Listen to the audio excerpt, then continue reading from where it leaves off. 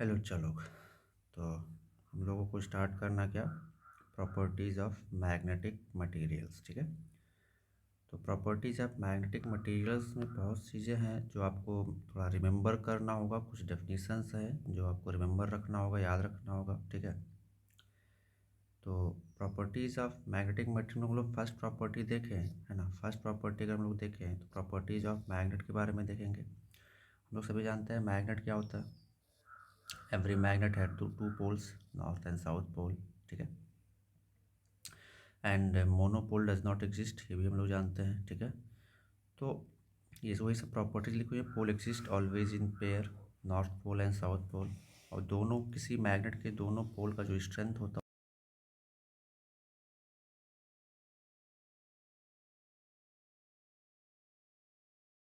Poles repel and unlike poles attract each other. That means north and north के बीच क्या होगा, attract repulsion होगा। सभी हम लोग जानते हैं, कोई नई बात है नहीं इसमें। एंड साउथ एंड नॉर्थ के बीच क्या होगा, अट्रैक्शन होगा। Like poles repel each other and dislike poles attract each other. ठीक है। अब नेक्स्ट इंपॉर्टेंट पॉइंट जो हम लोग इसमें देखनी है ना। अगर ये मान लेते हैं हम लोग मैग्नेट है, ये कोई मैग्नेट लेते हैं हम लोग। ठीक है। Suppose suppose this is a magnet, ये हमारा नॉर्थ पोल है, ये हमारा साउथ पोल है। ठीक है। तो इसमें होता क्या है कि ये जो नॉर्थ पोल है ना, ये जो नॉर्थ पोल है ना, ये जो नॉर्थ पोल है, ये जो नॉर्थ पोल है और ये जो साउथ पोल है, ये थोड़ा एंड से लिटिल इनवर्ड की तरफ होते हैं। जैसे इस केस में क्या है, इस केस में क्या है ना, जैसे मान लेते हैं मैग्नेट है ना, ये मैग्नेट है, ये मैग्नेट है, एक मिनट, ये मैग्नेट है हमारा। तो इस केस में क्या है कि जो नॉर्थ पोल है ये एंड से थोड़ा सा अंदर की तरफ है, ये जो साउथ पोल है ये एंड से थोड़ा सा अंदर की तरफ है ना। तो इसमें दो चीज़ें हैं। पहला चीज़ है ना, एंड से एंड के बीच की डिस्टेंस को, यहाँ से यहाँ तक की डिस्टेंस को हम लोग बोलते हैं geometrical length of the magnet. क्या बोलते हैं, geometrical length of the magnet. That means L G की बात करें हम लोग, this will be the geometrical. ठीक है। क्या बोलते हैं इसको, geometrical length of the magnet. Geometrical length of the magnet, इसको हम लोग क्या बोलते हैं, geometrical length of the magnet. ठीक है। और मैग्नेट से मैग्नेट के बीच की जो डिस्टेंस है, मैग्नेट से मैग्नेट के बीच की डिस्टेंस, ये जो डिस्टेंस है ना, इसको हम लोग बोलते हैं मैग्नेटिक लेंथ। क्या बोलते हैं,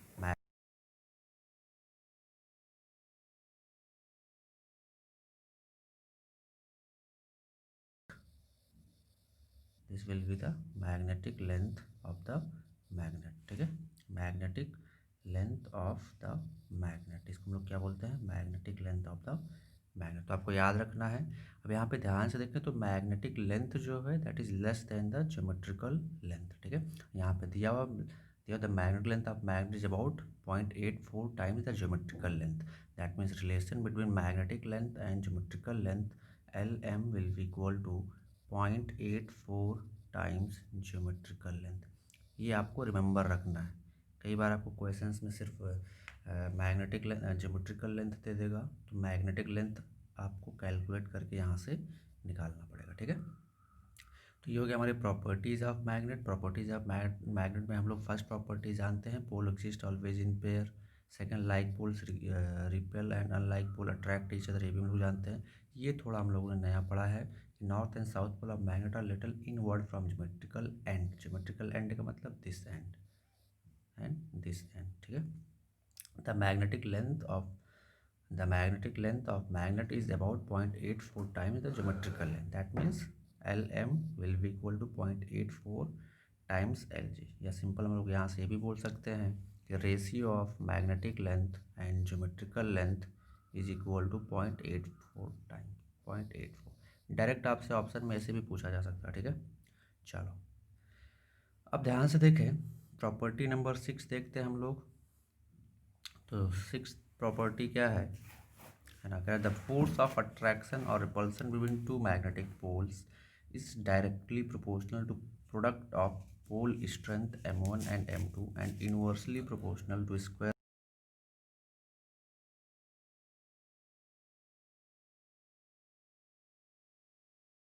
जस्ट इमेजिन, ये कोई मैग्नेट है। ठीक है। ये इसका नॉर्थ पोल हो गया, ये इसका साउथ पोल हो गया, ठीक है। तो ये नॉर्थ पोल और ये साउथ पोल दोनों के बीच क्या होगा, अट्रैक्शन होगा। क्या होगा, अट्रैक्शन होगा। तो अगर इसका हम लोग मान लेते हैं पोल स्ट्रेंथ है m1, ठीक है, इसका पोल स्ट्रेंथ हम लोग मान लेते हैं m2, ठीक है। आपको करना क्या है, जैसे हम लोग देखे हुए हैं कि सपोज पॉजिटिव चार्ज है, एक नेगेटिव चार्ज है, दोनों r डिस्टेंस पे रखे हुए हैं, तो दोनों पे क्या लगता है, फोर्स ऑफ अट्रैक्शन लगता है। कूलम्ब्स लॉ से उसको हम लोग निकालते हैं।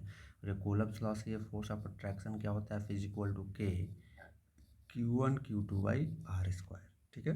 तो सिमिलरली हमने क्या किया, इस नॉर्थ पोल की पोल स्ट्रेंथ को मान लिया m1 और इस साउथ पोल के पोल स्ट्रेंथ को मान लिया m2, ठीक है। साउथ पोल के पोल स्ट्रेंथ को हमने मान लिया m2, ठीक है। अब यहाँ पे करना क्या है, नॉर्थ पोल के पोल स्ट्रेंथ को आपको कंसीडर करना है as a positive charge, positive charge, ठीक है, इक्विवेलेंट होता है। अगर हम लोग कंपेयर करें इसको इलेक्ट्रोस्टैटिक्स से तो, एंड साउथ पोल का जो पोल स्ट्रेंथ m2 है, that can be considered as negative charge, अगर हम लोग इलेक्ट्रोस्टैटिक्स से कंपेयर करें तो, ठीक है। अब यहाँ पे ध्यान से देखें, नॉर्थ पोल अगर यहाँ पे रखा हुआ है, साउथ पोल यहाँ पे रखा हुआ है, दोनों के बीच डिस्टेंस कितना, सपोज r है, दोनों के बीच डिस्टेंस सपोज r है,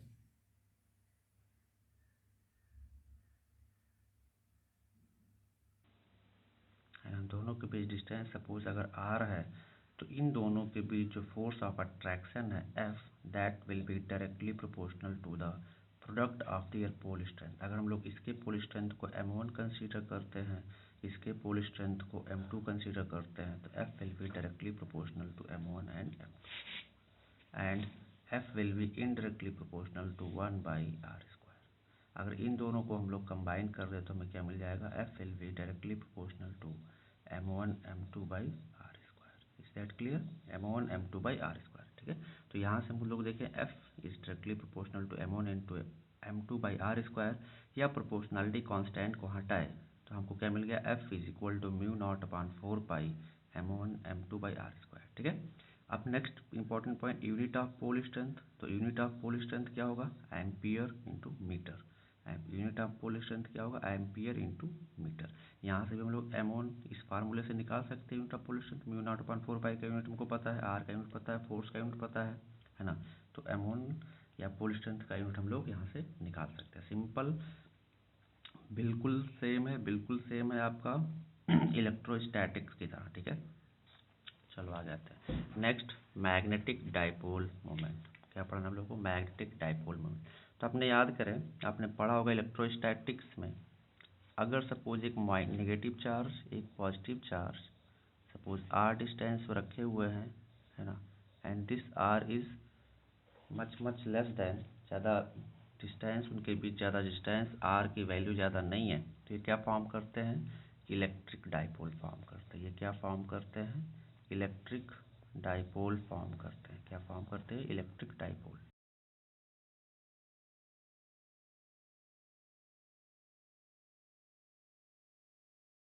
क्या होता है, मैग्नीट्यूड ऑफ वन चार्ज, है ना, दोनों ये मैग्नीट्यूड दोनों चार्ज के सेम होते हैं बट साइन अपोजिट होता है। तो magnetic moment dipole, electric dipole moment क्या हो जाता था, P is equal to magnitude of one charge into distance between these two charges, ठीक है। तो Q इंटू आर, डायरेक्शन क्या होता था, नेगेटिव टू पॉजिटिव, ठीक है। अगर हम लोग इस डाइपोल मोमेंट की बात करें तो क्या होता था, डायरेक्शन नेगेटिव टू पॉजिटिव।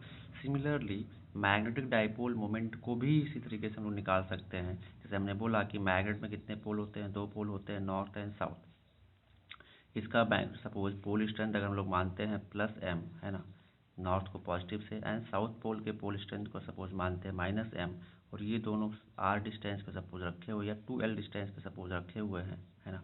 तो ये दो क्या फॉर्म कर रहे हैं, ये +m वाला हो गया magnetic strength of north pole, this is the -m magnetic strength of south pole. दोनों के बीच डिस्टेंस सपोज 2l है, तो इस मैग्नेट का मैग्नेटिक मोमेंट कैपिटल M क्या हो जाएगा, vector M is equal to m into 2 vector l। ये कैसी क्वांटिटी है, वेक्टर क्वांटिटी है। अगर हम डायरेक्शन की बात करें तो डायरेक्शन किधर से किधर होगा, आप इलेक्ट्रिक डाइपोल्स में देखें, नेगेटिव से पॉजिटिव चार्ज की तरफ डायरेक्शन हुआ था, तो इसमें क्या होगा, नेगेटिव से पॉजिटिव इसमें भी होगा। दैट मीन्स नेगेटिव हम लोग किसको कंसिडर किए हुए हैं, साउथ वाले को, एंड पॉजिटिव किसको कंसिडर किए हुए हैं, नॉर्थ वाले को। तो डायरेक्शन क्या होगा, south to north, that means इधर, ठीक है। तो डायरेक्शन क्या होगा, south pole to north pole, south pole to north pole, ठीक है, south pole to north pole, this will be the direction, ठीक है। अब अगर हम लोग स्ट्रेंथ यूनिट की बात करें तो इसका यूनिट क्या होगा, एम्पियर मीटर स्क्वायर और जूल पर टेस्ला। अब इसके हम लोग अगर अब स्ट्रेंथ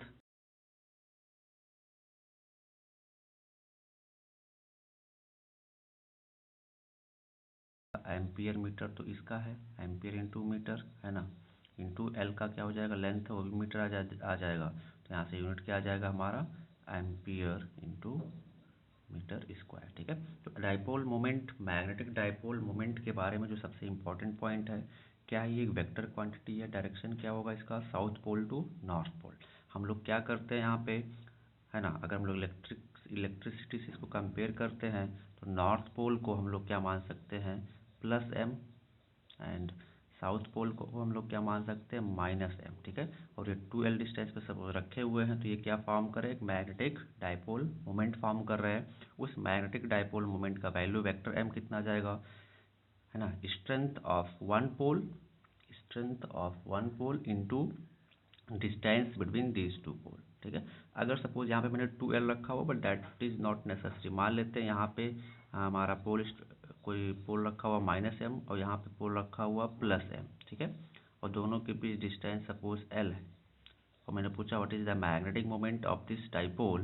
तो हम लोग क्या लिख सकते हैं यहाँ से, डाइपोल मोमेंट का मैग्नीट्यूड हम लोग कैसे निकाल सकते हैं, कैसे निकाल सकते हैं यहाँ से, सिंपल, मैग्नीट्यूड या डाइपोल मोमेंट क्या होता है, magnitude of one charge, magnitude of या magnitude of pole strength of one pole into distance between them, या डिस्प्लेसमेंट जो भी है, वेक्टर फॉर्म में करते तो वेक्टर फॉर्म में लेते हैं, ये इस तरीके से आपको ध्यान रखना, ठीक है।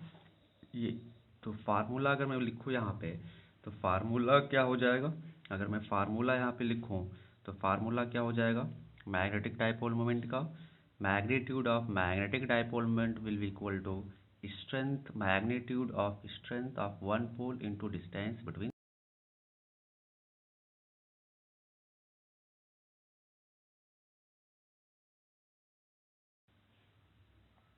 चलो अब एक क्वेश्चन फटाफट सॉल्व करते हैं। चलो क्वेश्चन नंबर 1 फटाफट सॉल्व करो, ठीक है। A north pole of strength 50 ampere metre and south pole of strength 100 ampere metre are separated by distance of 10 centimetre in air, find the force between them. चलो फटाफट solve करो जल्दी से।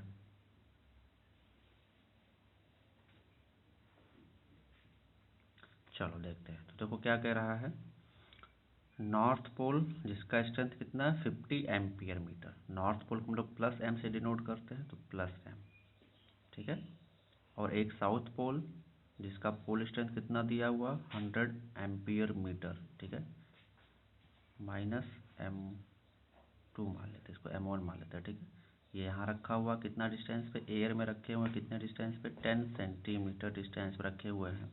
तो दोनों के बीच फोर्स ऑफ अट्रैक्शन का value बताना। तभी हमने बताया कि दो डाइपोल के बीच दो पोल के बीच जो फोर्स लगता ऑफ अट्रैक्शन होता है वो कितना होता है, μ0/4 into M1 M2 by r²। μ0/4 का वैल्यू कितना होता है, μ0 का वैल्यू कितना होता है 4 इंटू 10⁻⁷, तो μ0/4 का वैल्यू कितना आ जाएगा 10⁻⁷ इंटू M1 का वैल्यू कितना है, M1 इसको हम लोग मान लेते हैं पॉजिटिव वाले को, इसका पोल स्ट्रेंथ कितना 50, तो 50 इंटू M2 कौन सा है, नॉर्थ पोल साउथ पोल, इसका पोल स्ट्रेंथ कितना दिया हुआ 100, तो 100 बाई r², r कितना दिया हुआ 10 सेंटीमीटर, इसको मीटर में कन्वर्ट कर ले तो 0.1², तो ये कितना आ जाएगा हमारा, यहाँ से आ जाएगा 5 इंटू 10⁻⁴ बाई 10⁻, यह आ जाएगा हमारा -2,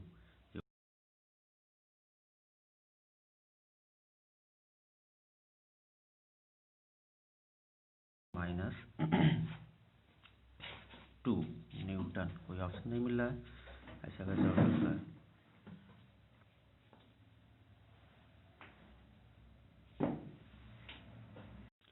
ठीक है, चलो तो इसमें से कोई ऑप्शन नहीं मिल रहा है, तो हमारा आंसर क्या हो जाएगा, ये देखो यहाँ पे दो ऑप्शन सेम दिए हुए हैं, तो इसमें से एक -2 होगा, so option A will be correct. ठीक है, इसको -2 कर लो, option A will be correct. ठीक है, नोट करो फटाफट।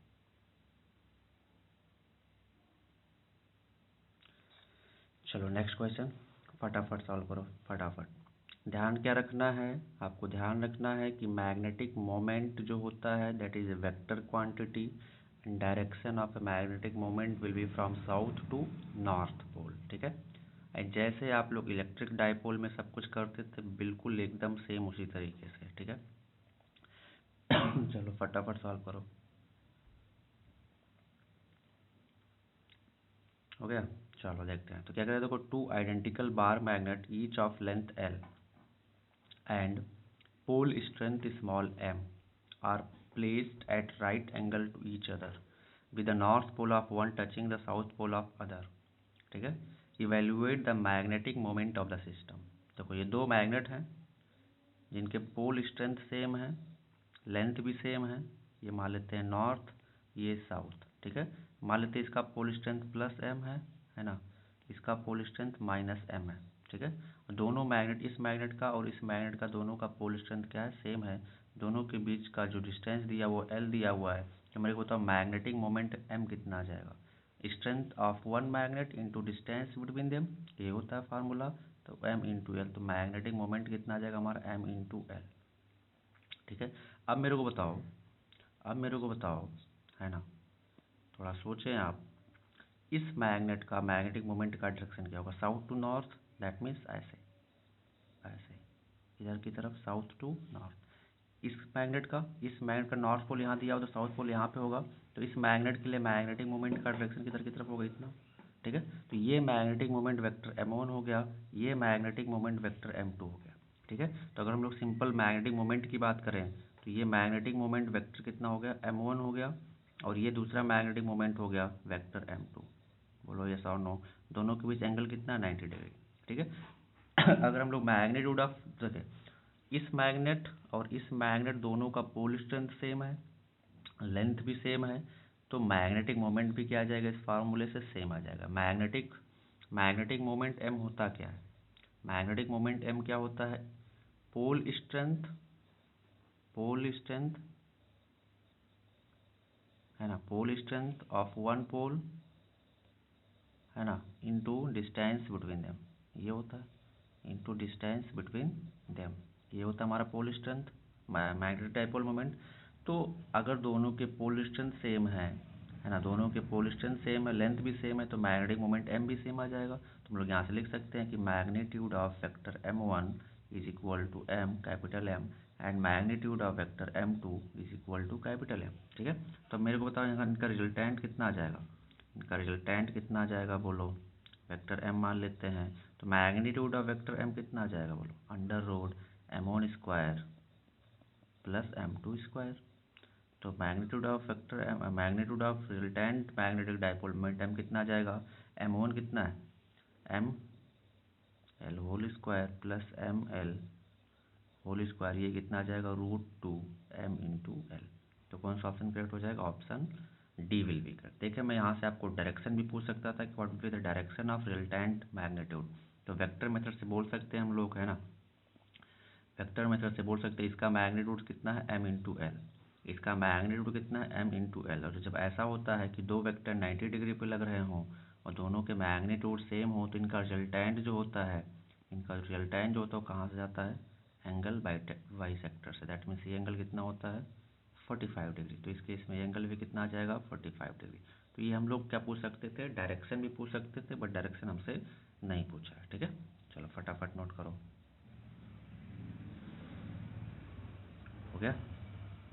चलो, so next question, देखो क्या करा, if a magnet of length L and magnetic moment capital M is bent in the form of a semicircular arc, then its new magnetic moment, magnetic moment पूछ रहा है, फटाफट बताएं।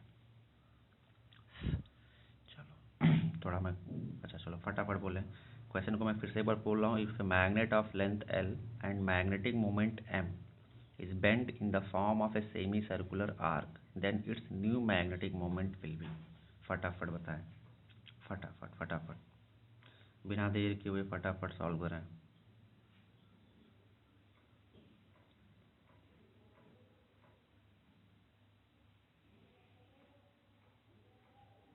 हो गया, चलो देखते हैं। तो क्या कह रहा है, सिंपल सा क्वेश्चन है। क्या कह रहा है, मैग्नेट का लेंथ दिया हुआ है, मान लेते कोई हमारा मैग्नेट था, ठीक है, ये साउथ पोल होगा इसका, ये नॉर्थ,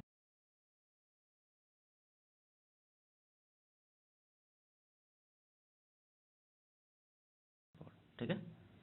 अच्छा, इनका लेंथ जो दिया हुआ वो एल दिया हुआ है, लेंथ जो दिया हुआ क्या दिया हुआ, एल दिया हुआ। इनका मैग्नेटिक मोमेंट दिया हुआ, तो मैग्नेटिक मोमेंट मेरे को बताओ क्या होता है, स्ट्रेंथ ऑफ वन पोल, क्योंकि जब हम लोग मैग्नेटिक डाइपोल मोमेंट निकालते हैं तो क्या होता है, दोनों के पोल स्ट्रेंथ सेम होते हैं, तो किसी एक पोल का pole strength into distance between them. तो मैग्नेटिक मोमेंट कैपिटल एम को हम लोग कह सकते हैं स्मॉल एम इंटू एल। अब कह रहा है इसको हमने बेंट कर दिया सेमी सर्कुलर आर्क के फॉर्म में, किस फॉर्म में, सेमी सर्कुलर आर्क के फॉर्म में। तो इस जब बेंट कर देंगे सेमी सर्कुलर आर्क के फॉर्म में तो ये कुछ ऐसा हो जाएगा, ऐसा। अब ये मैग्नेट जो है, ये मैग्नेट इस फॉर्म में आ गया, इस फॉर्म में, ठीक है। यहाँ पे इसका साउथ पोल, यहाँ पे इसका नॉर्थ पोल। तो अब पूछ रहा है what will be the magnetic moment, ठीक, ठीक है। अब पूछ रहा है what will be the magnetic moment. तो इस केस में मेरे को बताओ मैग्नेटिक मोमेंट क्या हो जाएगा। मान लेते हैं, मान लेते हैं, मान लेते हैं ये दोनों पोल के बीच की डिस्टेंस अभी कितनी हो गई, एल डैश। तो पोल स्ट्रेंथ तो चेंज होगा नहीं तो मैग्नेटिक मोमेंट एम डैश कितना आ जाएगा मेरे को बताओ, pole strength m into l dash, ठीक है। अब हम लोगों को एल डैश निकालना है, तो एल डैश कैसे निकालोगे, तो ध्यान से देखो, ये जो सरकमफरेंस है इसको हम लोग क्या लिख सकते हैं, पाई आर, बोलो यस और नो, है ना। और ये पाई आर किसके बराबर होगा, एल के बराबर होगा, क्योंकि इसी पूरे लेंथ को बेंड किया गया है ना। और दूसरा चीज़, ये रेडियस आर किसके बराबर है, बोलो एल डैश बाई टू के। तो हम लोग क्या लिख सकते हैं, pi l dash by two is equal to l. तो यहाँ से एल डैश कितना आ जाएगा, टू एल बाई पाई, कितना आ जाएगा, टू एल बाई पाई। और जहाँ तक ये आपने निकाल लिया क्वेश्चन ख़त्म। तो मैग्नेटिक मोमेंट इस फार्मूले से कितना आ जाएगा, m dash is equal to pole strength m small m into l dash कितना है, टू एल बाई पाई, या magnetic moment dipole moment m dash is equal to, यहाँ से जगह two m into l by pi. अब ध्यान से देखें ये एम इंटू पाई क्या है, एम इंटू एल क्या है, स्मॉल एम इंटू एल क्या है,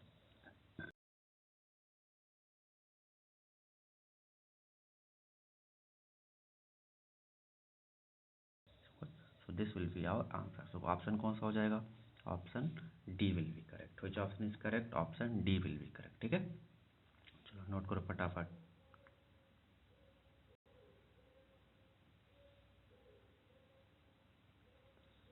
चलो नेक्स्ट क्वेश्चन देखो क्या कर रहा है, क्वेश्चन नंबर 4 आप ही लोगों को सॉल्व करना है। Following figure shows the arrangement of similar bar magnet in different configuration. Each magnet has dipole moment capital M, which configuration has highest net magnetic moment। चले फटाफट फटाफट। सिमिलर बार मैग्नेट दिए हुए हैं, दैट मीन्स पोल स्ट्रेंथ हर magnet के pole का same होगा, ठीक है। चलो फटाफट सॉल्व करो बिना देर किए हुए। चलो देखते हैं हम लोग, तो एक जनरल केस हम लोग डिस्कस करते हैं।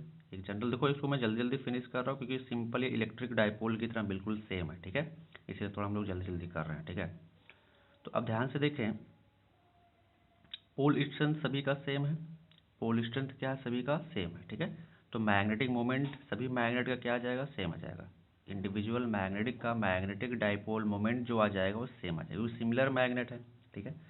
अब मेरे को बताओ, अगर ये एक डाइपोल मोमेंट है वेक्टर एम वन मान लेते हैं, ये एक वेक्टर डाइपोल मोमेंट है एम टू मैग्नीट्यूड, दोनों सपोज 60 डिग्री पे, थीटा डिग्री पे लग रहा है, ठीक है। तो इनका जो रिजल्टेंट होगा, इनका जो रिजल्टेंट होगा वो इस थीटा पे कैसे डिपेंड करेगा, मान लेते हैं रिजल्टेंट है एम। तो मैग्नेटिक मोमेंट एम को आप क्या लिख सकते हो, अंडर रूट वेक्टर फॉर्म लगाएं, m one square plus m two square plus two m one m two cos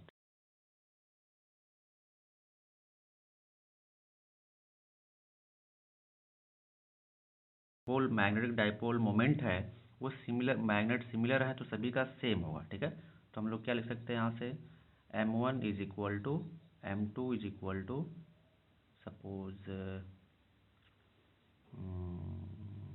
अच्छा ठीक है ऐसे ही रहने दो, ठीक है। तो अब देखो यहाँ से M1 का वैल्यू फिक्स्ड है, आप चाहो तो कर सकते हो, कोई दिक्कत नहीं है, ठीक है। आप यहाँ से ध्यान देखो तो इस M1 का वैल्यू फिक्स्ड है, इस M2 का वैल्यू फिक्स्ड है ना। तो ये आपका कांस्टेंट, ये भी आपका कांस्टेंट आ गया, और ये 2 M1 M2 भी कांस्टेंट आ गया। तो ये आपका जो रिजल्टेंट मैग्नेटिक डाइपोल मोमेंट आ रहा है वो किस पे डिपेंड कर रहा है, थीटा पे डिपेंड कर रहा है। किस पे, थीटा पे डिपेंड कर रहा है। तो कॉस थीटा पे डिपेंड कर रहा है, किस पे डिपेंड कर रहा है, कॉस थीटा। और हम लोग कॉस थीटा में जानते हैं अगर थीटा का वैल्यू ज़्यादा होता है तो कॉस थीटा का वैल्यू कम होता है ना। अगर कॉस थीटा का वैल्यू कम होता है, थीटा का वैल्यू कम होता है तो कॉस थीटा का वैल्यू ज़्यादा होता है। फॉर एग्जांपल कॉस 0 होता है 1 और कॉस 90 होता है 0, ठीक है। कॉस 30 होता है √3/2 और कॉस 60 होता है हाफ, ठीक है। तो यहाँ से पता चल रहा है। तो अब ध्यान से देख के बताओ, पहले केस में आते हैं। पहले केस में डायरेक्शन क्या होता है, इसका हो जाएगा M1 का ये डायरेक्शन हो जाएगा, M2 का ये डायरेक्शन हो जाएगा। तो पहले केस में M1 ऊपर लग रहा है, M2 ऐसे लग रहा है, this will B M1, this will B M2, 90 degree पे लग रहे हैं। दूसरे केस में क्या हो जाएगा, इसका इधर की तरफ हो जाएगा M1 और इसका इधर की तरफ हो जाएगा M2। तो हो क्या रहा है, M1 और M2 अपोजिट डायरेक्शन में लग रहे हैं, डाइपोल मोमेंट दोनों मैग्नेट के। तो थीटा कितना है, 180 डिग्री, ठीक है। तीसरे केस में क्या है, इसका इस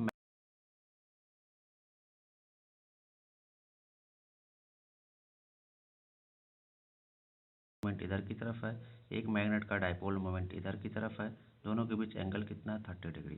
और सिमिलरली इस केस में M2 इधर ले लेते हैं, M1 इधर ले लेते हैं, है ना, डायरेक्शन होगा। और M1 M2 के बीच कितना एंगल है, M2 M1, ठीक है। ये एक एंगल है 60। तो अभी मेरे को बताओ, इस इक्वेशन से देख के बोलो मेरे को, है ना, इस इक्वेशन से, ये जो इक्वेशन यहाँ पे हमने लिखा है ना, ये जो इक्वेशन यहाँ पे हमने लिखा है, ये इक्वेशन इंपॉर्टेंट इक्वेशन, ये चीज़ क्या शो कर रहा है कि अगर थीटा ज़्यादा, ये चीज़ शो कर रहा है कि अगर थीटा ज़्यादा हुआ, है ना, अगर थीटा ज़्यादा हुआ,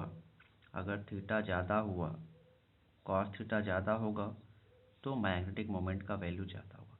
तो मेरे को बताओ कॉस थीटा कब ज़्यादा होता है, जब थीटा सबसे कम होता है। जो 4 ओरिएंटेशन जो आपको दिए हुए हैं ABCD, इसमें सबसे कम angle dipole moment M1 M2 के बीच किस में है, ऑप्शन सी वाले में।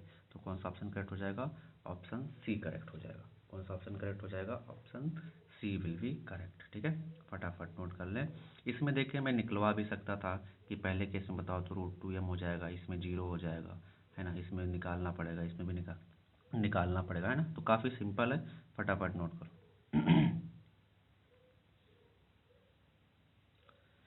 चलो नेक्स्ट क्वेश्चन पे आते हैं, नेक्स्ट टॉपिक। तो magnetic field strength due to bar magnet, बिल्कुल सिमिलर है, बहुत ही सिंपल सा कॉन्सेप्ट आपने पढ़ा होगा। Electric field strength due to electric dipole पढ़ा है ना। हमने एक माइनस चार्ज यहाँ पे रखा, एक प्लस चार्ज यहाँ पे रखा, ये डाइपोल फॉर्म कर रहे थे, क्या फॉर्म कर रहे थे, डाइपोल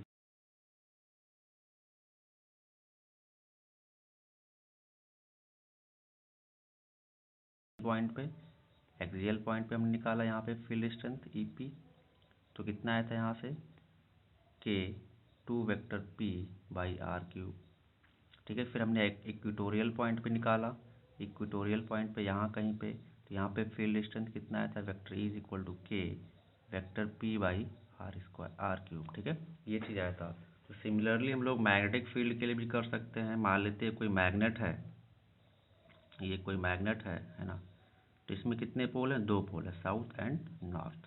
हमने बोला था साउथ को कंसीडर करना है किसके, इसका पोल स्ट्रेंथ लेना है -m, इसका पोल स्ट्रेंथ लेना है +m, मतलब पॉजिटिव चार्ज है नेगेटिव चार्ज से कंपेयर करना है, ठीक है। तो अब इस मैग्नेट की वजह से, है ना, इसके axial point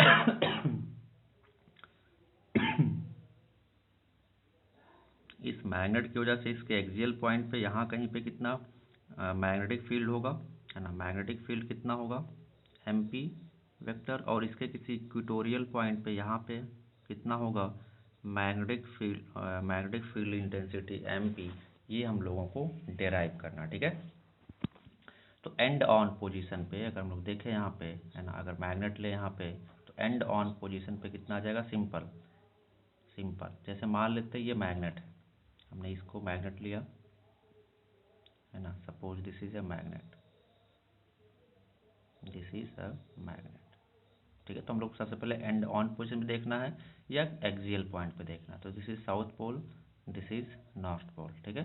this is your south pole, this is your south pole and this is your north pole. इसका पोल स्ट्रेंथ -m, इसका पोल स्ट्रेंथ +m, ठीक है।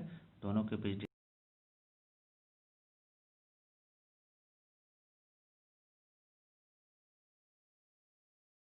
ठीक है। तो इसके एक्सियल पॉइंट का मतलब यहाँ से इस पॉइंट पे हमको क्या निकालना है, मैग्नेटिक फील्ड इंटेंसिटी। क्या निकालना है, magnetic field intensity vector MP. तो इलेक्ट्रिक डाइपोल से इसको कंपेयर कराएं, के की जगह पे आपको क्या रख देना है, μ0/4 पाई, और इलेक्ट्रिक डाइपोल की जगह पे क्या रख देना है, मैग्नेटिक डाइपोल, बस खत्म। तो यहाँ पे कितना आ जाएगा हमारा magnetic field vector M P is equal to कितना आ जाएगा, μ0/4 pi two vector M by R, जहाँ पे आर क्या है, हमारा आर क्या है, इसके सेंटर से डिस्टेंस, आर हमारा क्या है, यहाँ से ये डिस्टेंस, दिस इज आर, ठीक है। ये आर, ठीक है, this is the distance r, ठीक है। तो ये होता है हमारा। अब इसका प्रूफ जो है बिल्कुल सेम है जैसे आप इलेक्ट्रिक डाइपोल के केस में करते थे, है ना। बिल्कुल सेम तरीके से इसका भी प्रूफ करना है। सबसे पहले हम लोग इस पॉइंट पे किसकी वजह से निकालेंगे, सबसे पहले हम लोग इस पॉइंट पे इस पोल की वजह से निकालेंगे। तो कितना आ जाएगा बोलो, वेक्टर b1 कितना आ जाएगा, कितना आ जाएगा बोलो, magnetic field due to south pole at this point. तो यहाँ से ये पूरा डिस्टेंस r है, तो यहाँ से इस पोल का डिस्टेंस कितना हो जाएगा बोलो, इसको थोड़ा मैं मिटा दे रहा हूँ, है ना। यहाँ से डिस्टेंस कितना हो जाएगा, r+l हो जाएगा, ठीक है। तो magnetic pole due to south pole कितना आ जाएगा बोलो, μ0/4 पाई, मैग्नेटिक पोल स्ट्रेंथ कितना है, m/l+r², ठीक है। Equation number first. डायरेक्शन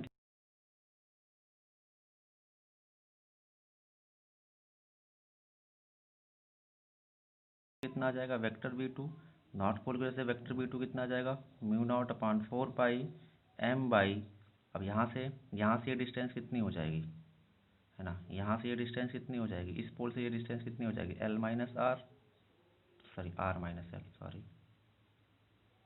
कितना आ जाएगा, r minus L, this will be the distance. तो कितना आ जाएगा, r−l², ठीक है। अच्छा, डायरेक्शन क्या हो जाएगा, इसका इधर की तरफ, पॉजिटिव चार्ज में away from the positive charge होता है, ठीक है। तो अब नेट कितना आ जाएगा, वेक्टर बी। तो आप क्या लिखोगे, इसका डायरेक्शन इधर की तरफ है, इसका डायरेक्शन इधर की तरफ है, तो सब्ट्रैक्ट कर दो, तो नेट कितना आ जाएगा, μ0/4 पाई m बाई r−l², है ना। इसको हम लोग ले लेते हैं i cap plus μ0/4 pi m/r−l minus i cap, ठीक है। तो वेक्टर बी कितना आ जाएगा यहाँ से हमारा, है ना। आप सिंपल आप निकाल सकते हैं यहाँ से। तो कितना आ जाएगा, μ0/4 पाई, है ना, m कॉमन ले लेते हैं, तो इधर से क्या आ जाएगा हमारा,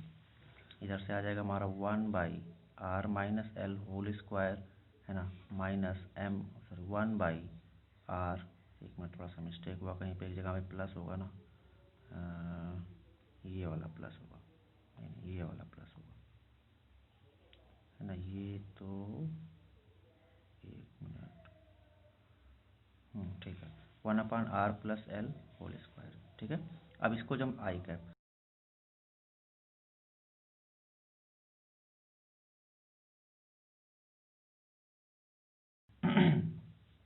m/4 पाई, इसको हम लोग सॉल्व कर सकते हैं, ठीक है। तो इसको जो हम लोग सॉल्व करेंगे तो क्या आ जाएगा, इसको हम लोग लिख सकते हैं क्या, r² + l² + 2rl minus r² - l² + 2r × l by, इसको हम लोग लिख सकते हैं क्या, r² - l² power whole square, ठीक है। अब ध्यान से देखिए, यहाँ पे थोड़ा सा एजम्पशन लेना है। ये क्या हो जाएगा हमारा, यहाँ से ये plus minus cancel, plus minus cancel, तो ये +2rl × +2rl क्या हो जाएगा, 4rl। और यहाँ से अगर हम लोग एज्यूम करें कि suppose r is greater than l, that means ये जो r है ये इस l से काफ़ी ज़्यादा है, इनके लेंथ ऑफ मैग्नेट से, ठीक है। आपने पढ़ा हुआ इलेक्ट्रिक डाइपोल में केस, जो डिस्टेंस है दोनों चार्जेस के बीच वो काफ़ी स्मॉल होता है। तो हम लोग क्या कर सकते हैं, यहाँ से इस L को नेगलेक्ट कर सकते हैं, क्योंकि this is very very small compare to R। तो यहाँ से हमारा क्या आ जाएगा, यहाँ पे आई कैप है, ठीक है, μ0 m/4 पाई, है ना, इंटू 4rl बाई r⁴। तो एक r से एक r कैंसिल आउट हो जाएगा, एक r से एक r यहाँ कैंसिल आउट हो जाएगा, और इसको हम लोग क्या लिख सकते हैं, वेक्टर v, या मैग्नीट्यूड की बात करें सिर्फ आप डायरेक्शन देख लेंगे, ठीक है, म्यू नॉट या 2 × 2ml बाई 4 पाई × r³। अब 2ml क्या होगा मैंने को बताओ,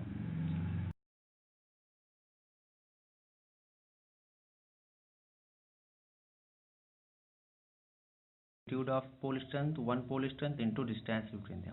तो क्या आ जाएगा हमारा मैग्नेटिक डाइपोल मोमेंट। तो इसकी जगह पे मैं लिख सकता हूँ v = μ0/4 पाई, है ना, 2m वेक्टर बाई r³, ठीक है। ये हमारा आ जाएगा प्रूफ। तो प्रूफ बिल्कुल सिमिलर है, जैसा प्रूफ हम लोगों ने इलेक्ट्रिक डाइपोल के लिए किया था, सिमिलर प्रूफ हमारा मैग्नेटिक डाइपोल के लिए भी है। कहीं पे कोई भी चेंजेस नहीं है। जस्ट आपको रिमेंबर क्या रखना है,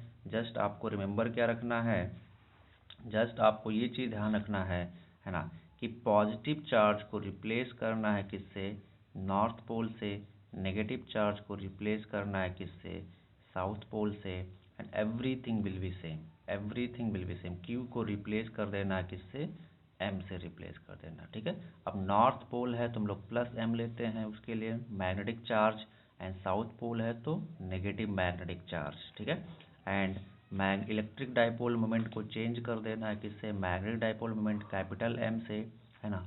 और जो वहाँ पे कांस्टेंट k था 1/4 पाई एप्सिलॉन नॉट, उसको जो है ना k = 1/4 पाई एप्सिलॉन नॉट, इसको चेंज कर देना है किससे, μ0/4 पाई से। बाकी एवरीथिंग विल बी सेम, ठीक है। तो सेकंड हम लोगों को प्रूव करना किस पे, ऑन इक्वेटोरियल लाइन, ठीक है।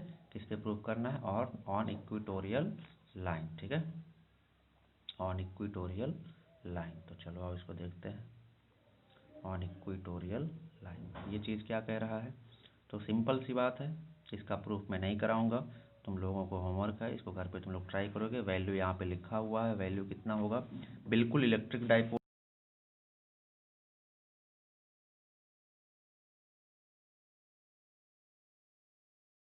मैग्नेट,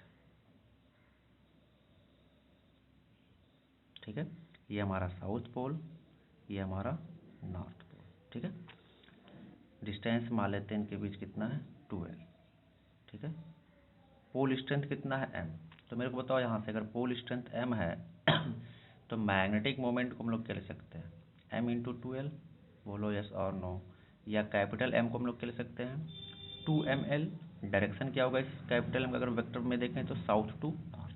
अब इक्वेटोरियल लाइन कहीं पे है इनका पॉइंट, यहाँ पे, जिस मैग्नेट को बाइसेक्ट कर रहा है ऐसे, इस इक्वेटोरियल लाइन पे यहाँ से l डिस्टेंस पे, है ना, इस पॉइंट पे, सॉरी x डिस्टेंस या y डिस्टेंस, आपको जो भी मानना है, y डिस्टेंस पे r डिस्टेंस लेते हैं, कुछ r लिया हुआ ना यहाँ पे, r डिस्टेंस पे हमको क्या निकालना है, इस पॉइंट पे मैग्नेटिक फील्ड स्ट्रेंथ B का वैल्यू निकालना है। तो थोड़ा सा मैं आपको हिंट दे देता हूँ, मेरे को बताओ इस साउथ पोल की वजह से इस पे क्या होगा, मैग्नेटिक फील्ड होगा, किसकी वजह से, किधर की तरफ, इधर की तरफ, ठीक है। और इस नॉर्थ पोल की वजह से मैग्नेटिक फील्ड होगा इस पॉइंट पे, किधर की तरफ, बोलो, नॉर्थ पोल को लोग पॉजिटिव कंसीडर करते हैं ना, तो ये इधर की तरफ आ जाएगा, बोलो, है ना। ये आ जाएगा कितना हमारा वेक्टर बी, ये मान लेते हैं v1, इसको मान लेते हैं v2। अब इन दोनों का रिजल्टेंट किधर की तरफ आ जाएगा, इधर की तरफ। और जब आप इसको सॉल्व करोगे थीटा उटा लेके, इसको मान लो थीटा, है ना, या इसको मान लो थीटा, जो भी मानना है, ठीक है। तो जब आप इसको सॉल्व करोगे तो इस b का वैल्यू कितना आ जाएगा, दिस वन, ठीक है। आप इसको सॉल्व कर लोगे ना, होमवर्क है तुम लोगों का, बिल्कुल इलेक्ट्रिक डाइपोल का डेरिवेशन जैसे हम लोग करते हैं, बिल्कुल सेम है, एकदम बिल्कुल सेम है, ठीक है। तो मैं डेरिवेशन नहीं करवा रहा हूँ, आप लोग इसको खुद ट्राई करोगे derivation.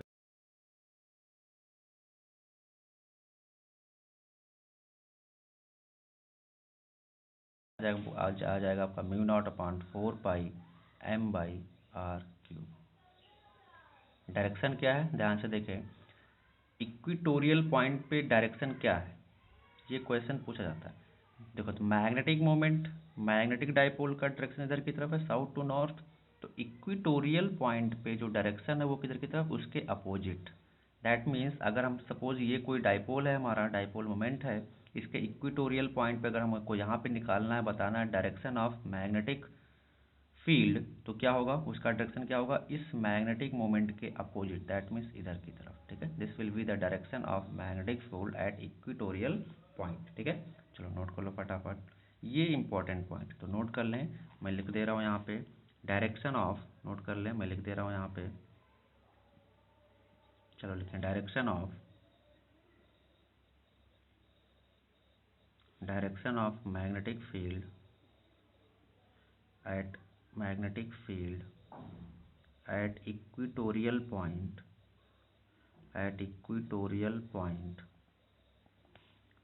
will be opposite to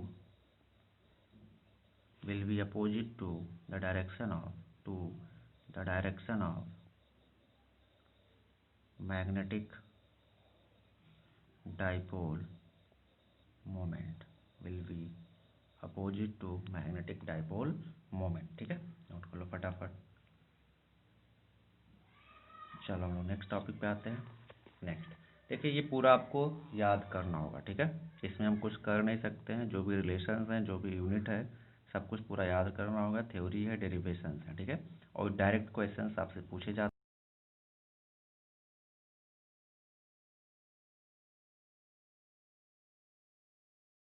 ठीक है। सिंपल फार्मूले हैं, उसको आपको याद करना होगा, ठीक है। डायरेक्ट क्वेश्चंस आ जाते हैं, ठीक है। डायरेक्ट आपके एग्जाम में क्वेश्चंस आ जाते हैं, जैसे ये रिलेशन दिया हुआ है ना, ये रिलेशन डायरेक्ट एग्जाम में 4 ऑप्शन देके पूछ लेता है, तो यह सभी आपको मेमोराइज करना होगा, ठीक है। चलो, तो क्या है, some terms related to magnetism, हम लोगों को क्या पढ़ना है, some terms related to magnetism. तो इसमें से फर्स्ट हम लोग को क्या पढ़ना है, मैग्नेटिक परमियाबिलिटी, ठीक है।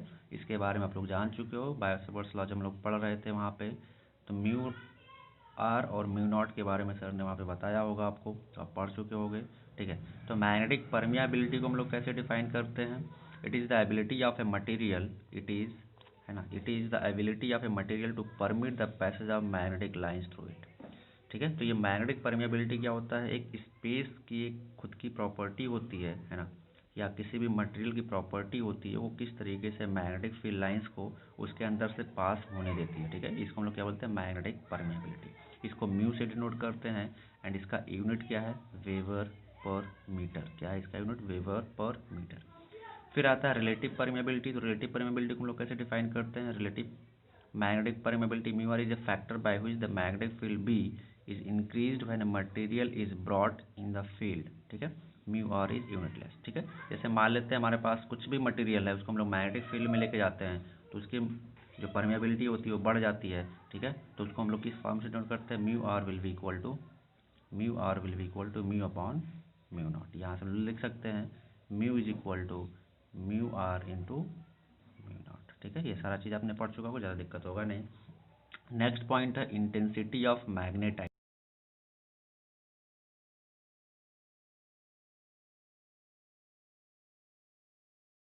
रख देते हैं, तो उसके डाइपोल मोमेंट अपने आप को एक फॉर्म में अलाइन कर लेते हैं, एक पर्टिकुलर डायरेक्शन में अलाइन कर लेते हैं और वो एक मैग्नेट की तरह बिहेव करने लग जाते हैं, ठीक है। उसी को हम लोग क्या बोलते हैं, मैग्नेटाइजेशन। जितना ज़्यादा स्ट्रॉन्ग मैग्नेटाइजेशन होगा उतना स्ट्रांगली वो लोग मैग्नेटिक फील्ड में बिहेव करेंगे, ठीक है। इसके बेसिस पे हम मैग्नेटाइजेशन के बेसिस पे हम लोग 3 टाइप के मटेरियल भी पढ़ेंगे। इसमें पैरामैग्नेटिक मटेरियल पढ़ेंगे, डायामैग्नेटिक मटेरियल पढ़ेंगे, फेरोमैग्नेटिक मटेरियल पढ़ेंगे, ठीक है।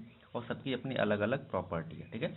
तो इंटेंसिटी ऑफ मैग्नेटाइजेशन आप सिंपल समझ सकते हो, है ना, कि it is defined as magnetic moment per unit volume. हमने बोला जब किसी भी मैग्नेटिक मटेरियल को, है ना, जब किसी भी मैग्नेटिक मटेरियल को हम लोग क्या करते हैं, मैग्नेटिक फील्ड में रखते हैं तो जो उस मटेरियल के एटम्स के डाइपोल मोमेंट होते हैं वो अपने आप को एक पर्टिकुलर डायरेक्शन में अलाइन कर लेते हैं। जैसे मान लेते हैं, एक सिंपल लेते हैं, ये कोई मटेरियल है, तो इनिशियली इसके डाइपोल मोमेंट डिफरेंट डायरेक्शन में अलाइंड है, कोई डायरेक्शन में ऐसे है, कोई डायरेक्शन में ऐसे है। तो जब तक इसको मैग्नेटिक मोमेंट पे नहीं रखे हुए हैं तब तक इसका नेट मैग्नेटिक मोमेंट क्या है, जीरो, ठीक है। नेट मैग्नेटिक मोमेंट क्या है, जीरो, ठीक है। जब इसको हम लोग किसी मैग्नेटिक फील्ड में रख देते हैं, जब इसको हम लोग किसी मैग्नेटिक फील्ड में रख देते हैं तो होता क्या है, ये जो मैग्नेटिक मोमेंट है ये एक पर्टिकुलर डायरेक्शन में अपने आप को अलाइन कर लेते हैं ऐसे, ठीक है। तो ये जो मैग्नेटिक मोमेंट अब फॉर्म हो रहा, अभी जो मैग्नेटिक मोमेंट होगा मटेरियल को जीरो नहीं होगा। तो इंटेंसिटी ऑफ मैग्नेटाइजेशन का मतलब यही हुआ कि मैग्नेटिक मोमेंट, जब हम लोग किसी मैग्नेटिक मटेरियल को मैग्नेटिक फील्ड में रखते हैं तो मैग्नेटिक मोमेंट डेवलप्ड पर यूनिट वॉल्यूम, ठीक है, उसको हम लोग क्या बोलते हैं, मैग्नेटिक इंटेंसिटी ऑफ मैग्नेटाइजेशन। मतलब कितना ज़्यादा मैग्नेटाइजेशन हुआ है, कितना ज़्यादा ये जो डाइपोल है ये अपने आप को अलाइन कर,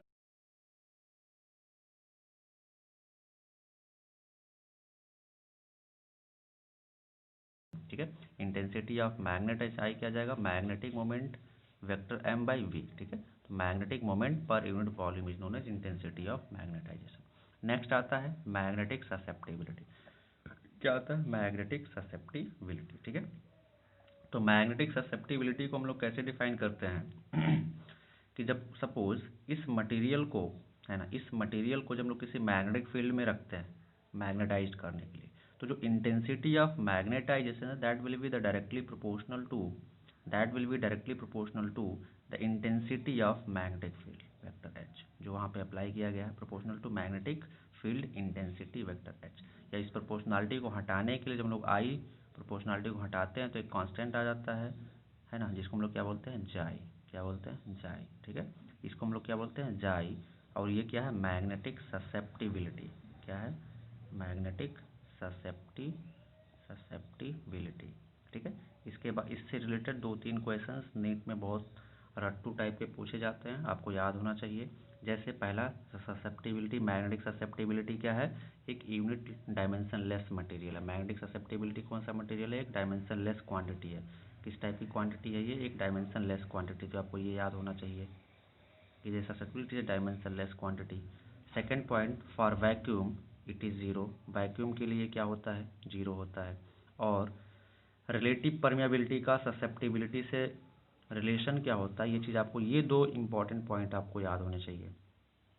पहला सीजीएस सिस्टम के लिए, सीजीएस सिस्टम के लिए हमारा म्यू रिलेटिव परमिएबिलिटी क्या होता है, 1 प्लस जाई एमकेएस सिस्टम में। एंड सेम सीजीएस सिस्टम में क्या होता है, mu are is equal to 1।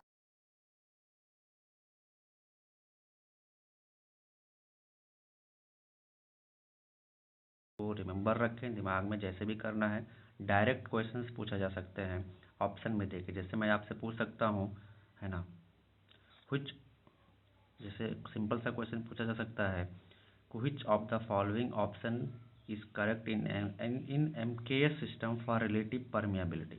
4 option दे दिया जाएगा, जिसमें पहला ऑप्शन दे दिया जाएगा mu are is equal to 1 plus chi, दूसरा दे दिया जाएगा mu are is equal to 1 minus chi, तीसरा दे दिया जाएगा mu are is equal to 1 by chi, ऐसे करके। और आपको वहाँ पे चूज़ करना होगा, तो कौन सा ऑप्शन चूज़ करना होगा आपको, ये वाला, ठीक है। एमकेएस सिस्टम में म्यू आर का रिलेशन ससेप्टिबिलिटी के साथ क्या है, mu are is equal to 1 plus जाई।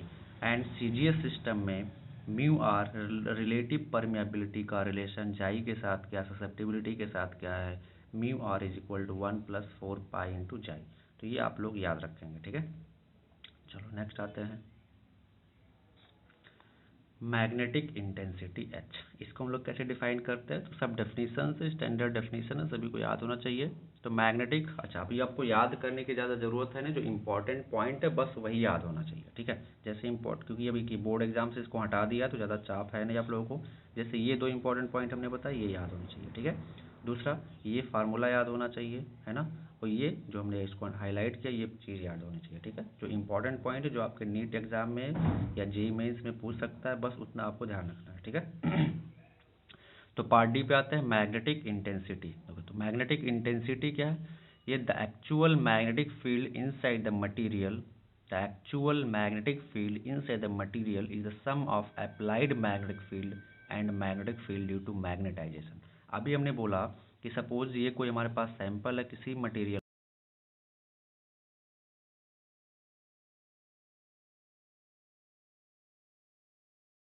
पॉइंट क्या होता है? जीरो, है ना। और इनके अंदर कोई भी magnetic field, net magnetic field का जो वैल्यू होता है किसी पॉइंट पे भी क्या होता है? जीरो होता है, ठीक है। अब जब इसको हम लोग एक्सटर्नल मैग्नेटिक फील्ड में रख दिए, ले जाके सपोज एक्सटर्नल मैग्नेटिक फील्ड में रख दिए, तो ये जो डाइपोल मोमेंट हैं डिफरेंट डिफरेंट डायरेक्शन में ओरिएंटेशन में अलाइन थे, है ना, डिफरेंट डिफरेंट डायरेक्शन में थे, ये भी क्या हो जाएंगे? एक पर्टिकुलर डायरेक्शन में अपने आप को अलाइन कर लेंगे, ठीक है। पर्टिकुलर डायरेक्शन में क्या हो जाएंगे? अपने आप को अलाइन कर लेंगे। तो अभी मैग्नेटिक मोमेंट जीरो नहीं होगा, तो मैग्नेटिक फील्ड इसके अंदर जीरो नहीं होगा, ठीक है। तो अब यहाँ पे 2 टाइप की मैग्नेटिक फील्ड है। पहली तो जो एक्सटर्नली हमने अप्लाई किया था सपोज मैग्नेटाइजेशन के लिए, एंड दूसरा जो इसके अंदर जनरेट हो रहा है, जो इसके अंदर जनरेट हो रहा है बी, ये इसके अंदर इस डाइपोल मोमेंट के अलाइनमेंट की वजह से जनरेट हो रहा है, ठीक है। तो यहाँ से वो रिलेशन है। तो नेट मैग्नेटिक फील्ड कितना आ जाएगा हमारा?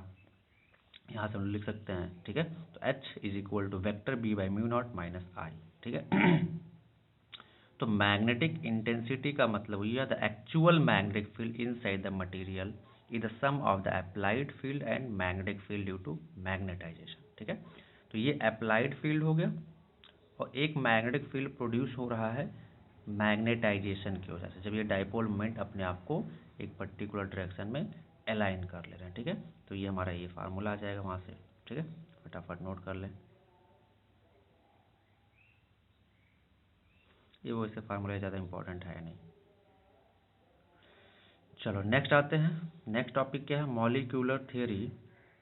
मॉलिक्यूलर थ्योरी, नेक्स्ट टॉपिक है मॉलिक्यूलर थ्योरी, है ना, molecular theory of magnetization. Molecular theory of magnetization, इसके बेसिस पे हम लोग मटेरियल को 3 पार्ट में डिवाइड करते हैं।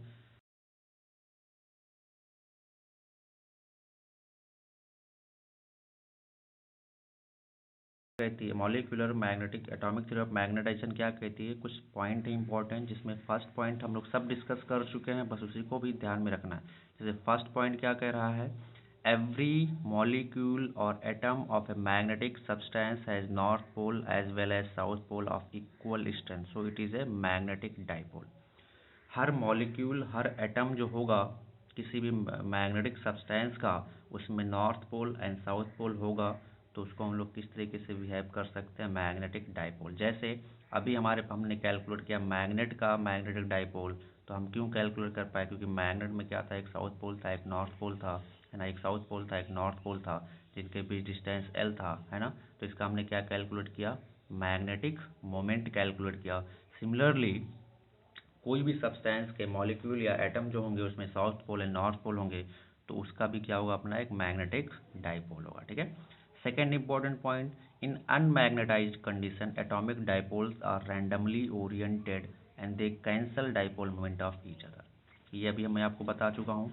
जैसे मैं मान लेता हूँ कोई सैंपल ऑफ मटेरियल लेता हूँ मैग्नेटिक मटेरियल का, तो जब ये मैग्नेटाइज्ड नहीं है तो इसके जो डाइपोल मोमेंट होते हैं वो डिफरेंट डायरेक्शन में ओरिएंटेड होते हैं, लाइक दिस, डिफरेंट डायरेक्शन में, ठीक है।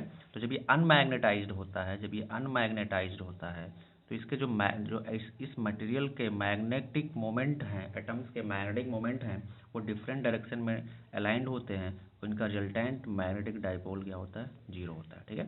बट या कैंसल आउट कर देते हैं। तो थर्ड सेकंड पॉइंट वही कह रहा है कि in unmagnetised condition atomic dipoles are randomly oriented and they cancel dipole moment of one another, ठीक है।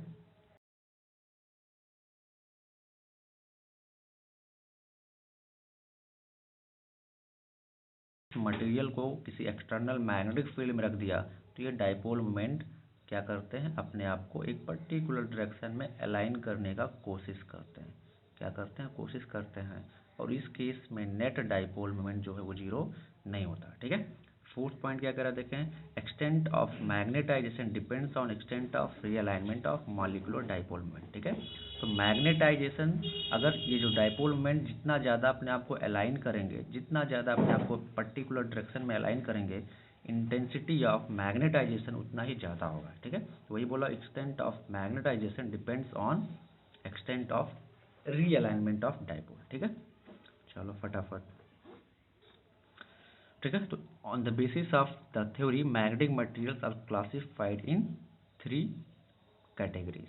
इसमें लोग क्या बोलते हैं, first diamagnetic material, diamagnetic material. Second हम लोग क्या पढ़ेंगे, paramagnetic material, paramagnetic material.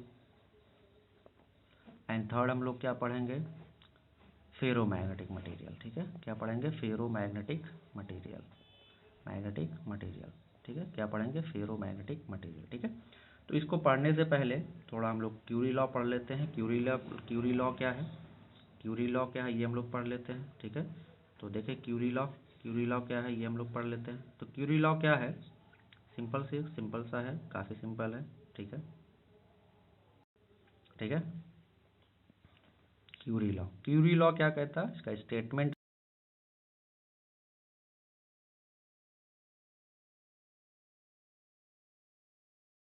According to, क्या हो रहा है यार,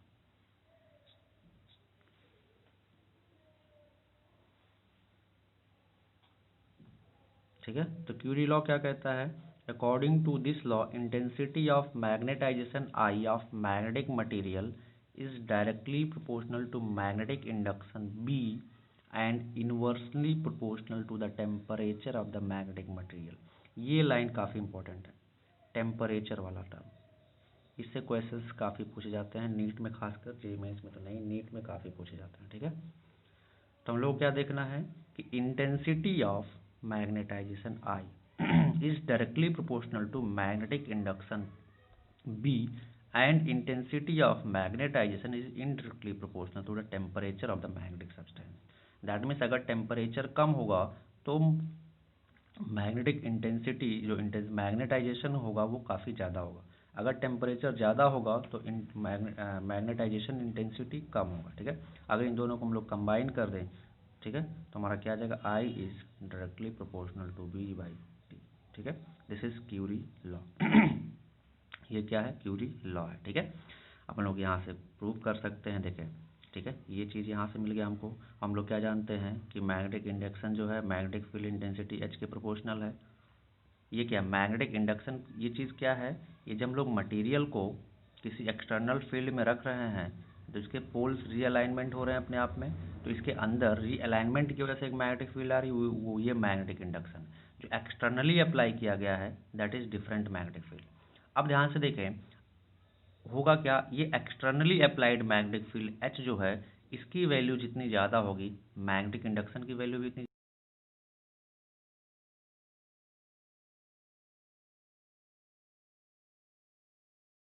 रीअलाइनमेंट की वजह से मैग्नेटिक मोमेंट प्रोड्यूस होगा वो भी ज़्यादा होगा। तो मैग्नेटिक इंडक्शन यानी कि इनकी वजह से जो खुद की मैग्नेटिक फील्ड होगी वो भी ज़्यादा होगी। तो हम लोग क्या लिख सकते हैं यहाँ से कि जो बी है यानी कि magnetic induction is directly proportional to intensity of magnetic field जो एक्सटर्नली अप्लाई किया जा रहा है। ठीक है। यहाँ से, तो यहाँ से हम लोग क्या लिख सकते हैं, इस इक्वेशन को देखें, equation first and equation second को। यहाँ से हम लोग क्या लिख सकते हैं, यहाँ से हम लोग क्या लिख सकते हैं, है ना, या हम लोग यहाँ से लिख सकते हैं, सपोज बोल सकते हैं, है ना। ठीक है। तो यहाँ से हम लोग क्या कर सकते हैं, ये इक्वेशन फर्स्ट और ये इक्वेशन सेकंड, इन दोनों को हम लोग ध्यान से देखें तो हम लोग क्या लिख सकते हैं, पहला इक्वेशन क्या है, थोड़ा स्पेस कम पड़ रहा है। पहला इक्वेशन क्या, I is directly proportional to V by T. मैंने क्या किया, एच को इधर कर दिया, H is directly proportional to V. दोनों को डिवाइड कर देंगे तो हमें क्या मिल जाएगा, I by H is proportional to 1/t। Very very important relation. I by H क्या होता है, मेरे को बताओ, आई बाई एच क्या होता है, आई बाई एच क्या होता है, आई बाई एच। अभी हम लोगों ने देखा था कि इंटेंसिटी आई थोड़ी देर पहले is directly proportional to H. Intensity of magnetization I is directly proportional to intensity of magnetization I is directly proportional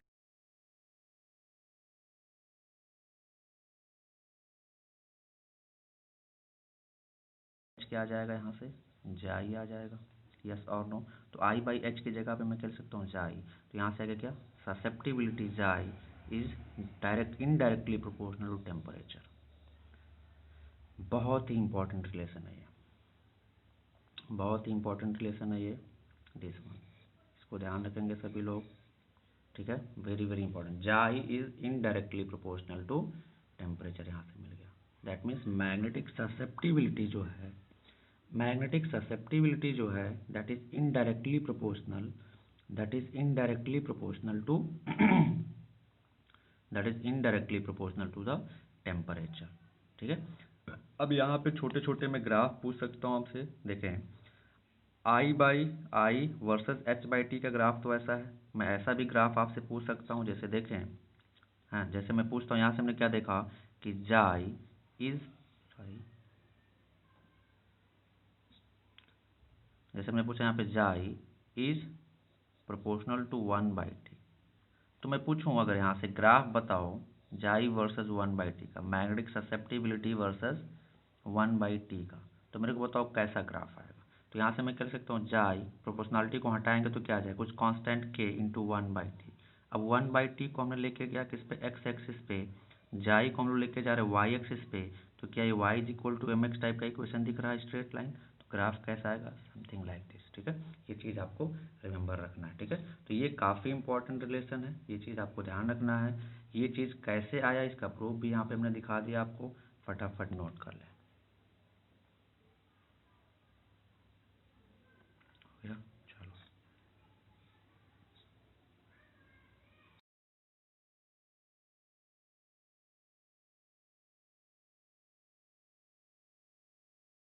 चलो।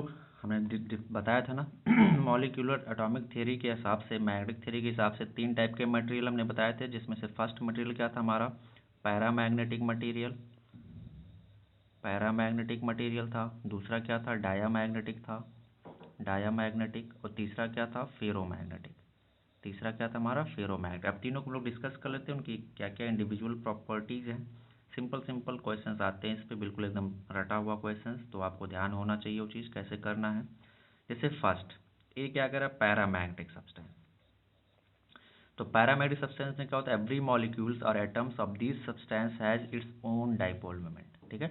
When we place such substance in magnetic field they tries to align every individual molecule और atom in its direction. Example है chromium, copper sulphate, crown, glass, aluminium, platinum, manganese and solution of salt, iron, nickel, ठीक है। अब इसमें चीज़ क्या है, सबसे important चीज़ जो permeability of magnetic paramagnetic substance greater than unity. Permeability जो म्यू है, परमियाबिलिटी जो म्यू है ना, इस सब्सटेंस की वो एक से बड़ी होती है। सबसे इंपॉर्टेंट पॉइंट ऑप्शन में पूछा जा सकता है। And susceptibility of paramagnetic substance varies inversely with to the temperature. तो पैरामैग्नेटिक सब्सटेंस के लिए जो ससेप्टिबिलिटी है that is proportional to 1/t, inversely proportional, ठीक है।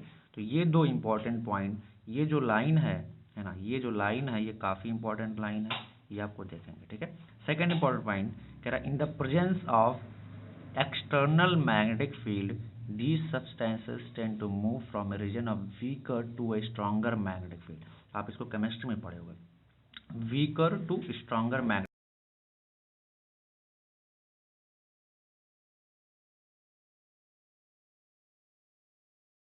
अगर हम लोग सपोज ये कोई मटेरियल है, पैरामैग्नेटिक मटेरियल है, कि अगर हम लोग क्या करते हैं, कोई मैग्नेट ला के रख देते हैं इसके पास में, मैग्नेट है ना, तो ये पैरामैग्नेटिक सब्सटेंस क्या करते हैं, अट्रैक्ट होते हैं, बट वीकली अट्रैक्ट होते हैं, ज़्यादा अट्रैक्टेड नहीं होते, weekly attracted towards permanent magnet, weekly attracted towards magnet, ये वीकली अट्रैक्टेड होते हैं, मतलब वीकर टू स्ट्रॉन्ग। देखिए ये मैग्नेट है, तो इस मैग्नेट की वजह से, इस मैग्नेट की वजह से यहाँ पे मैग्नेटिक फील्ड क्या होगा, और यहाँ अगर हम 2 पॉइंट चूज करते हैं तो यहाँ पे मैग्नेटिक फील्ड और यहाँ पे मैग्नेटिक फील्ड, कहाँ पे मैग्नेटिक फील्ड ज़्यादा होगा, तो ऑब्वियस ही बात है यहाँ पे मैग्नेटिक फील्ड ज़्यादा स्ट्रांग होगा और यहाँ पे कम स्ट्रांग होगा।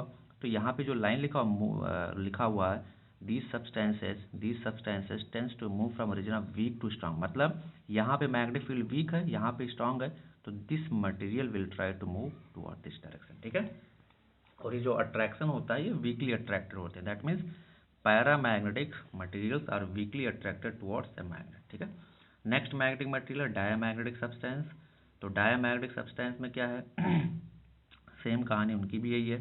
क्या कह रहे हैं, मॉलिक्यूल्स और atoms of this type of substances do not have dipole moment individually, when they are kept in a magnetic field, magnetic moment induces, but it is in opposite direction to the applied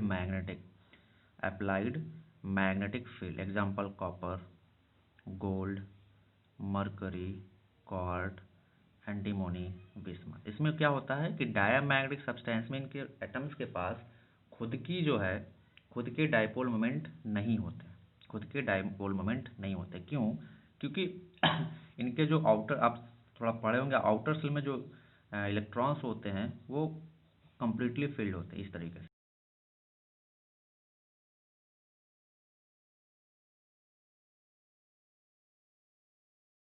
दोनों के dipole moment क्या हो जाते हैं, cancel out हो जाते हैं। जैसे एक इलेक्ट्रॉन यहाँ पे ले लिया हमने, ये क्लॉकवाइज से घूम रहा है, इस पे ना आप लोग जानते होंगे केमिस्ट्री में अच्छे से, ठीक है, और एक एंटी क्लॉकवाइज, तो डाइपोल मोमेंट का डायरेक्शन डिफरेंट इक्वल होता है, कैंसल आउट हो जाते हैं। तो इंडिविजुअल एटम के पास इनका खुद का डाइपोल मोमेंट नहीं होता है, बट जब इनको एक्सटर्नल मैग्नेटिक फील्ड में रखते हैं तो फोर्स की वजह से इनके दोनों के डाइपोल मोमेंट, इलेक्ट्रॉन जो है, इस इलेक्ट्रॉन और इस इलेक्ट्रॉन जो दो हैं, इनके डाइपोल मोमेंट में स्लाइटली डिफरेंस आ जाता है, ठीक है, डेल्टा एम का, जिसकी वजह से इनमें डाइपोल मोमेंट इंड्यूस हो जाता है, ठीक है। तो वही चीज़ यहाँ पे लिखा हुआ है कि डायामैग्नेटिक सब्सटेंसेज और atoms of this type substances do not have dipole moment. Diamagnetic substances जो होते हैं उनके पास खुद का कोई डाइपोल मोमेंट नहीं होता है।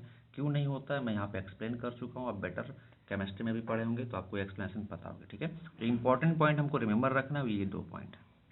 Permeability of A डायमेटिक substance is always less than UT. Permeability जो म्यू होगा वो लेस देन 1 होगा। अच्छा, पैरामैग्नेटिक में हमने क्या देखा, ऑलवेज ग्रेटर देन 1, एक से ज़्यादा होगा पैरामैग्नेटिक सब्सटेंसेस के लिए। डायामैग्नेटिक सब्सटेंसेस के लिए परमियाबिलिटी क्या हो रहा है, लेस देन 1 हो रहा, ठीक है, ऑलवेज लेस देन 1। अच्छा, susceptibility of diamagnetic substance does not change with temperature. तो इनका जो है ससेप्टिबिलिटी जो होगा, है ना, वो टेम्परेचर के साथ चेंज नहीं करेगा। इस केस में क्या हो रहा था, पैरामैग्नेटिक में जो ससेप्टिबिलिटी था वो इन्वर्सली प्रोपोर्शनल था टेम्परेचर के। तो इनसे क्वेश्चन भी पूछा सकता है कि for paramagnetic substance if temperature increases susceptibility, option A increases, option B susceptibility decreases, option C susceptibility remain constant, option D none of this. तो क्या होगा, आपको ये जब पता होगा कि पैरामैग्नेटिक सब्सटेंसेस के लिए ससेप्टिबिलिटी का टेम्परेचर के साथ क्या रिलेशन है, तभी आप बता सकते हैं। तो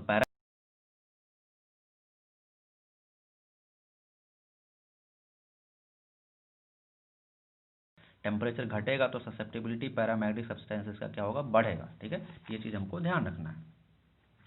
जबकि डायामैग्नेटिक सब्सटेंसेस के लिए ससेप्टिबिलिटी टेम्परेचर पे डिपेंड नहीं करती है, ठीक है। चलो हम लास्ट टॉपिक पे आते हैं हम लोग। देखिए नेक्स्ट पॉइंट क्या है, diamagnetic substances have a tendency to move from stronger part to weaker part.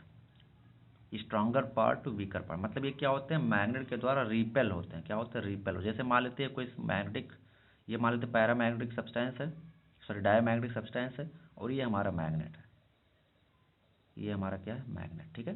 तो अगर हम लोग एक पॉइंट ये लेते हैं और एक पॉइंट यहाँ लेते हैं जहाँ पे रखा हुआ मटेरियल, तो स्ट्रॉन्गर मैग्नेटिक फील्ड कहाँ पे होगा, ये स्ट्रॉन्गर होगा, ये वीकर होगा।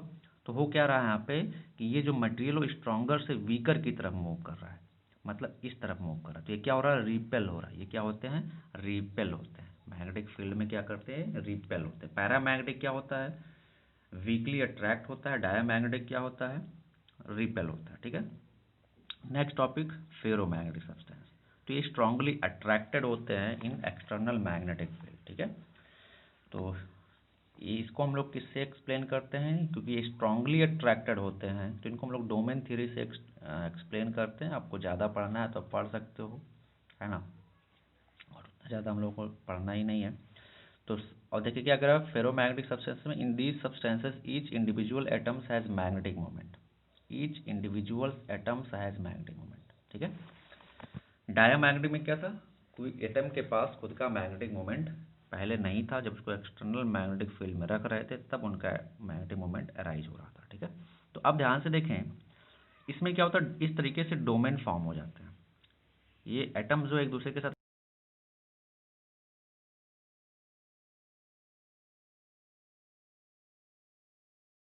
मैग्नेटिक मोमेंट जो होता है जीरो, ठीक है।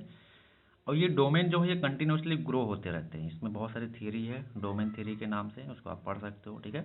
So they gave strong tendency to align themselves, so they make domain, क्या बनाते हैं वो, डोमेन बनाते हैं। In a domain a large number of atoms और molecules align in same direction, different domains have different direction of magnetic moment, hence the material remains unmagnetised. जैसे मान लेते हैं कोई सैंपल अगर मैं लूँ, ये कोई अगर मैं सैंपल लूँ तो इसमें बहुत सारे डोमेन फॉर्म हो जाते हैं, इस तरीके से बहुत सारे डोमेन फॉर्म हो जाते हैं, क्या हो जाते हैं, इस तरीके से बहुत सारे डोमेन फॉर्म होते हैं। और एक डोमेन के जो मैग्नेटिक मोमेंट होंगे उसमें जो एटम्स होंगे वो एक दूसरे को अपने साथ अलाइन करके रखते हैं। एक डोमेन में जितने भी एटम्स आएंगे उनके जो मैग्नेटिक मोमेंट होंगे वो एक डायरेक्शन में क्या होंगे, अलाइंड होते हैं, ऐसे, ठीक है, ऐसे ऐसे, ठीक है। तो अगर इसको हम लोग ये सपोज मैग्नेटाइज नहीं है तो इनका नेट जो डाइपोल मोमेंट होता है वो क्या होता है, जीरो।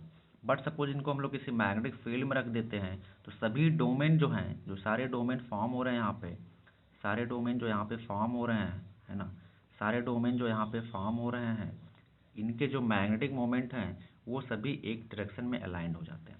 जैसे इसके अलाइन कर लिए, इसके अलाइन कर लिए, इसके इस डायरेक्शन में अलाइन कर लिए, इसके इस डायरेक्शन में, इसके इस डायरेक्शन में, ऐसे ही सारे डोमेन जो अपने आप को एक पर्टिकुलर डायरेक्शन में अलाइन कर लेते हैं। ऐसे सारे डोमेन अपने आप को एक पर्टिकुलर डायरेक्शन में क्या कर लेते हैं, अलाइन कर लेते हैं। तो होता क्या, स्ट्रांगली अट्रैक्ट हो जाता है। अब इनका जो मैग्नेटिक नेट मैग्नेटिक मोमेंट होगा वो जीरो नहीं होता है, और जब इस मटेरियल को हम लोग किसी मैग्नेट के पास लेके जाते हैं तो ये स्ट्रांगली क्या होता है, अट्रैक्टेड होता है, स्ट्रांगली अट्रैक्टेड होता है, क्या होता है,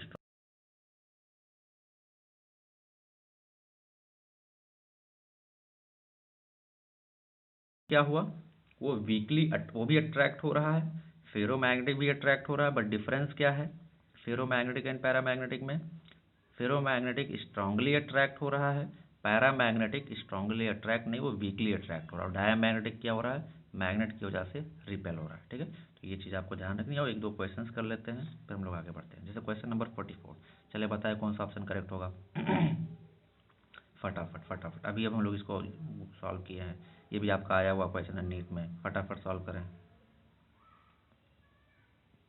चलो, तो अभी हमने देखा कि पैरामैग्नेटिक सब्सटेंस के लिए, अभी हमने इस स्लाइड में बताया आपको, यहाँ पे ये देखें, पैरामैग्नेटिक सब्सटेंस के लिए हमने बताया chi is inversely proportional to T, chi क्या, ससेप्टिबिलिटी, ठीक है। तो हमने बताया कि for paramagnetic substances susceptibility is inversely proportional to T, या susceptibility is equal to some constant K by T, या susceptibility is equal to K into 1/t।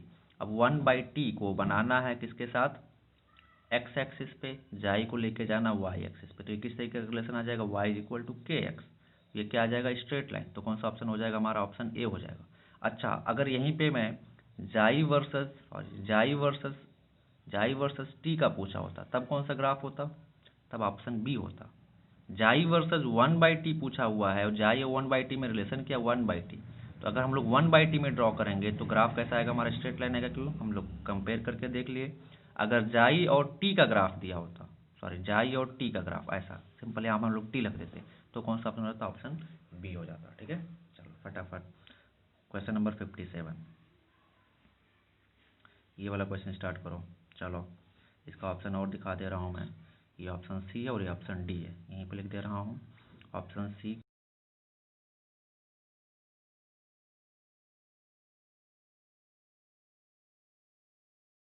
जाई रिमेन कांस्टेंट। चलो फटाफट कह रहा है, for paramagnetic material the dependence of magnetic susceptibility जाई on the absolute temperature. ये तो काफ़ी सिंपल है, फटाफट कर दो। तो इसमें कौन सा ऑप्शन करेक्ट होगा, ऑप्शन सी करेक्ट होगा। अभी हम लोग डिस्कस किए इसके ऊपर, तब से वही डिस्कस करते हैं ना, पैरामैग्नेटिक के लिए ससेप्टिबिलिटी का टेम्परेचर पर डिपेंडेंस। अच्छा, डायमैग्नेटिक के लिए, डायमैग्नेटिक का ससेप्टिबिलिटी टेम्परेचर पर डिपेंड नहीं करता है। चलो क्वेश्चन नंबर 60, तो पूरा रटने वाला क्वेश्चन है, ये आप लोग देख लेना, ऑप्शन सी होगा इसका, पूरा रटने वाला क्वेश्चन है, ठीक है। आते हैं क्वेश्चन 4, क्या कह रहा है, Curie temperature is the temperature above which, ठीक है, Curie temperature is the temperature above which. चले फटाफट सॉल्व करें, चलो फटाफट। तो क्या होता है इसमें, ऑप्शन डी होगा, ठीक है। क्यूरी टेम्परेचर क्या होता है, क्यूरी टेम्परेचर क्या होता है कि जिस टेम्परेचर के ऊपर फेरोमैग्नेटिक क्या बन जाता है, पैरामैग्नेटिक, उसको हम लोग क्या बोलते हैं, क्यूरी टेम्परेचर बोलते हैं। तो आप इसको रिमेंबर रखें, पूरा रटने वाला थ्योरेटिकल पोर्शन है, ठीक है। क्यूरी टेम्परेचर क्या होता है, temperature above which ferromagnetic becomes paramagnetic, ठीक है। चलो एक लास्ट क्वेश्चन करते हैं। तो क्वेश्चन 8 क्या कह रहा है, needle N1 N2 N3 are made of ferromagnetic, यानी N1 आपका बना हुआ फेरोमैग्नेटिक का, N2 बना हुआ पैरामैग्नेटिक का, N3 बना हुआ डायमैग्नेटिक सब्सटेंस का respectively. A magnet when brought close to them will be. Options दिए हो, फटाफट जल्दी बताएं कौन सा ऑप्शन करेक्ट होगा, जल्दी से बोलें, बिना देर के फटाफट जल्दी से बोलें, फटाफट बिना देर किए हुए। चलो देखते हैं, तो इसमें से कौन सा करेक्ट होगा, ऑप्शन डी करेक्ट होगा। कौन सा ऑप्शन करेक्ट होगा, ऑप्शन डी। कैसे, ध्यान से देखें, N1 क्या है आपका, N1 जो नीडल है वो बना हुआ आपका फेरोमैग्नेटिक का, N2 जो नीडल है वो आपको किसका बना हुआ है, पैरामैग्नेटिक का, और N3 नीडल जो है वो आपका किसका बना हुआ है, डायमैग्नेटिक का। हमने क्या बताया था कि फेरोमैग्नेटिक और पैरामैग्नेटिक अट्रैक्ट होते हैं, क्या होते हैं, अट्रैक्ट होते हैं जब कोई मैग्नेट उसके पास लाते हैं। डायामैग्नेटिक क्या होते हैं, रिपेल होते हैं, क्या होते हैं, रिपेल होते हैं। तो इसका खत्म। तो अब ये दोनों अट्रैक्ट होते हैं, बट दोनों के अट्रैक्शन में डिफरेंस है थोड़ा सा। जो फेरो होता है, फेरोमैग्नेटिक, वो स्ट्रांगली अट्रैक्ट होता है, स्ट्रांगली अट्रैक्ट होता है, क्या होता है, वो स्ट्रांगली अट्रैक्ट होता है।